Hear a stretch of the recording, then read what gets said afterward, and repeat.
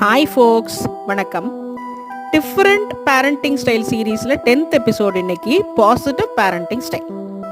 இந்த ஸ்டைலோட major focus என்னென்னு பார்த்தீங்கன்னா, building a strong loving relationship with the child, at the same time teaching them important life skills and values அப்படின்னு சொல்லலாம்.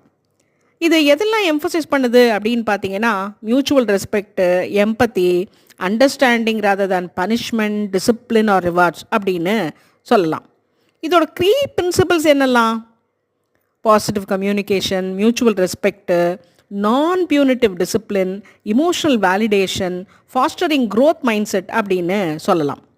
இது ரொம்ப கஷ்டமாக உங்களுக்கு தெரியலாம். ஸோ சில டிப்ஸு சொல்கிறேன் நான். செல்ஃப் ரிஃப்ளெக்ஷனை என்கரேஜ் பண்ணுங்கள்.